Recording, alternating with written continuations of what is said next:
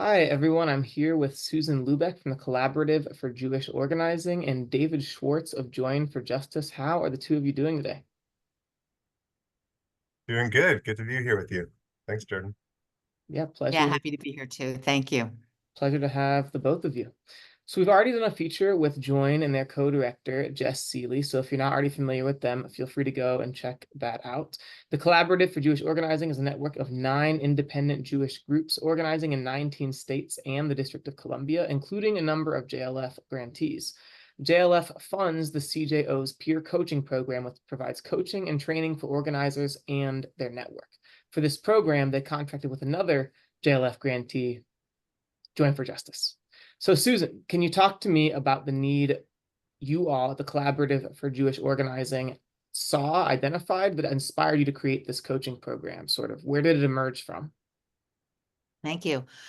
About 4 years ago, when the collaborative got started in earnest, one of the early needs and opportunities that we saw was for the chance for the many organizers that work across our 9 organizations to connect with each other and to learn from each other. Their work is really demanding. It involves finding and developing volunteer leaders, and also being in coalitions with our multiracial coalition partners, navigating politics, campaigns, programming, and a whole array of challenging things. And we have seen over the years that our organizers love talking with each other and sharing strategy and sharing struggles. So when we formed the collaborative, one of the first initiatives that we developed was that we wanted to bring everybody together for a convening, to learn from each other. And then COVID pandemic happened. So we had to pivot. We were not able to bring folks together. And we had already known that Join was going to be a key partner in making that convening happen. So together, we jointly redefined how to help organizers learn from each other. And we created the coaching program. And it has been something we've felt great about. We've gotten great feedback from the organizers. There are dozens across our 9 organizations, and we've developed it over time from there. It's beautiful to hear that, from the time you guys started, and it was a sort of like a very nascent program, that it sounds like it's really been developing and having an impact on people. So that's really exciting. One of the things that I know you all recognized as you were developing the program was a need to provide something specific for organizers of color. So can you tell me a little bit about what you were hearing and what form that offering eventually took? Sure. David, do you want to take that, or would you like me to? Go for it. Sure. So that we were hearing from organizers of color that, unsurprisingly, they had specific experiences, needs, and perspectives. And already all of our organizations, like the center of the external work we do, is around systemic change, around racial and economic justice. So racial justice is a core focus of everything we do. And our organizations also have commitments around racial equity that are aligned with the work of the Jewish Social Justice Roundtable. So we wanted to provide additional support and resources for organizers of color. And over time, where we landed with that was to offer to all organizers of color the opportunity to be potentially in a coaching group and or to receive one-on-one mentoring and support. In the rest of our coaching program, we actually have 3 kinds of coaching. We have facilitated peer coaching groups, which mix up organizers across organizations so they can learn from each other. We have one-on-one coaching for for the supervisors and organizing directors in our organizations. And then we also have the one-on-one or other coaching that organizers of color may want to take advantage of. And we have been evolving that program over time. Awesome. So let's talk a little bit more about what some of these programs look like in practice. David, I want to, jump to you for this question. Can you tell me a little bit more about what the pedagogy of the program, the journey you're looking to bring participants through looks like? Yeah, absolutely. So I think just taking a step back first, thinking about this group of organizers, these are folks who day in and day out have a real diversity of things that they are navigating, right? They might spend the morning sitting in on a housing justice coalition meeting where they are representing the only Jewish group, but largely the only majority white group in this space, figuring out their policy platform, figuring out their strategy relative to the city council and the mayor during this season. They might then be spending that very same evening with a committee of members from their organization who are, boomers all the way down to recent college grads who are themselves figuring out how do we turn out our Jewish community to the next rally or city council meeting or to send in letters or what have you.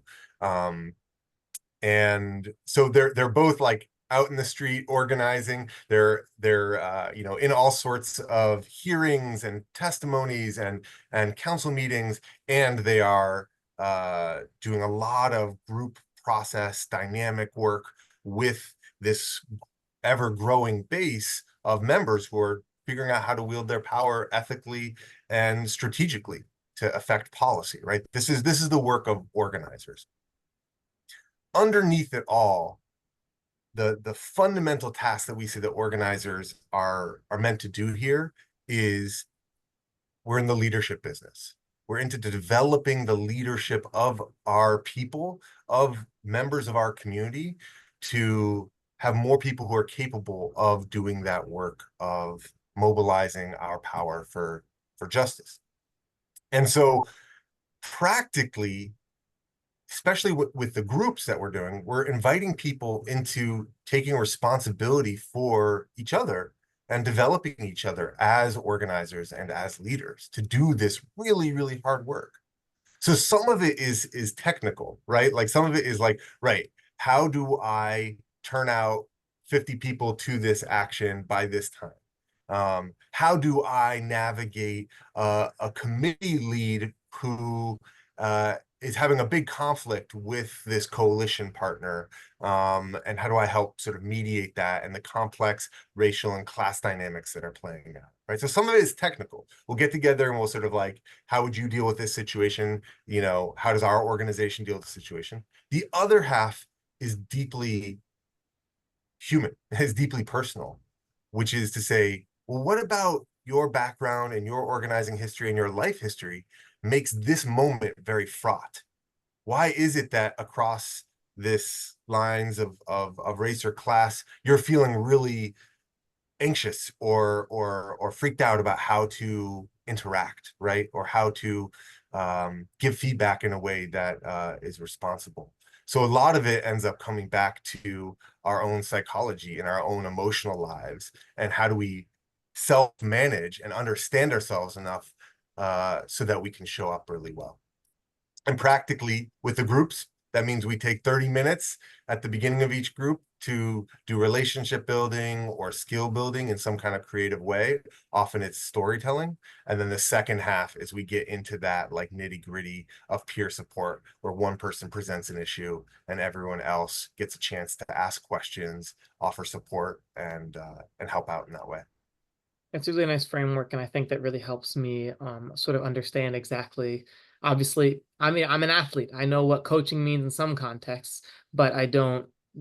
It kind of helps me have an understanding exactly what coaching can mean in this framework. But I want you to even give me something to help me envision it a little bit better. Do you have any moments in which you can talk to the program's impact? Can you tell me a story that made you say something like, wow, this is really making a difference for the people participating in their organizations?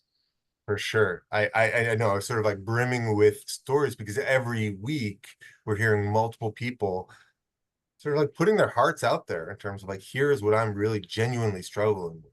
and you, my group, or my coach, who I've been with for 6 months, 9 months, in some cases 3 years, like, I'm really trusting you to treat me rigorously and kindly and push me how you think I need to be pushed. One story that comes to mind was brought in by an organizer who is working on housing justice issues. White man in his, let's say, I want to keep it anonymized, but late 20s, early 30s, and is struggling with a team that has some folks who've had direct experiences with homelessness and how, and other folks who haven't, and wanting to build a powerful team that represents and that invites in Jewish folks who had those lived experiences to take leadership and to bring those stories and bring that experience to the fore. And also is feeling really worried about overburdening people with leadership and with roles and with tasks who might have a lot of stuff going on in their life and struggling with that. And so was dealing with this question of, like, here's this powerful leader who has developed so much skill and insight and strategic mind to bring to our campaign work, and also brings lived experience with the issues. And yet I'm here feeling, as an organizer, worried, anxious about overburdening this person, about making their lives harder. And so we had to get into it as a group and saying, okay, so yeah, where are those fears coming from for you on the personal side? How are your identities impacting and your history impacting how you're feeling and navigating the situation? And then on a technical level, like, is this person the only possible candidate for these roles? Are there other people you could be bringing in, right? And so we really give it a rigorous looking at. And in the end, it comes back to something deeply human, which is, I need to be open and honest and bring my own sense of curiosity and confusion, bring some vulnerability without dumping my feelings on this person, and not trying to decide for this person what's best for them, to give them the dignity and the right to make choices in their own lives about how they want to spend their time and how they want to support their community to move forward. And so that became a sort of a beautiful, helping someone reground in their self, who totally knew how to handle this situation, who already had a beautiful relationship with this person, and just needs to reground in, I can do this, and let me figure out how to not be a dysfunctional savior or rescuer, and also how not just to put myself out of the equation so I'm not really engaging, right? So Right. that was just one example that came to mind. And as I said, there are many stories every week about everything from working with our own community to working across communities that we get into. Yeah, I'm willing to believe that a lot of people who listen to this might hear that story and say that's the kind of thing that, as an organizer, really resonate with them. It's one of the things that I know a lot of people really struggle with in our movements, and really in the left. I think so many people are built in a politics of love, right? Right. Zooming out, we'll go back to Susan for a second. You want to talk to me about how the program has grown since its inception, both in terms of like numbers of participants and the impact that it's having on them? What do you hear back? Yeah. There are 25 to 30 people participating in coaching at any one time. Of course, there's some movement. There's, of course, turnover among our organizers. For folks getting the one-to-one support, we really try to steward that resource. So, and many more people than that have experienced coaching over the time we've been offering it. And we solicit anonymous feedback from all of the people receiving coaching at least once and sometimes twice a year. And some of the impacts that we've heard include that people are saying that the coaching is helping them develop powerful leaders, volunteer leaders who actually do the work of our organizations. that folks are finding the coaching helping them, and this is relates, both of these points relate to what David has said, help them be in really authentic and powerful relationships with coalition partners. 2/3 or more of the white organizers are saying that coaching is helping them with their racial equity practices as they're organizing. And a huge proportion of the responses are saying that the coaching is really helping them with resilience and sustainability in the very, very difficult jobs that they have. One other thing that's been really gratifying is knowing that when our organizers have the opportunity to see each other. So for example, at the most recent network assembly that the Roundtable held, we heard from a number of people that a major motivation for them in attending the assembly was they wanted to find out if people that they knew from coaching were also going to be there. That there's these bonds that folks have both with their coaches and for those in peer coaching groups with their peer organizers that are very motivating and powerful for them. Awesome. That's beautiful to hear, and I love hearing more about resilience and sustainability in our movements. Obviously, I think most people know burnout can be a huge issue, so it's great to just hear a lot of that. Just a really strong foundation being built for a lot of people who are in these really challenging and important roles. For my last question, I'm going to jump to David. What do you see becoming possible for our movement through programs like this, which help to influence people on the individual, interpersonal, and just like professional level as organizers? How does this program help our movement win? Well, I feel like our movements and our organizations are susceptible to the same ills that our society is. I'm thinking about the ways in which fundamentally our society is built on a carelessness, which is expressed in individualism, competition, focus on a product over process, right? These painful and oppressive dynamics that we're all too familiar with. So I think in the space of coaching, whether it's one-on-one or in a group, we get to practice a different way of being with each other.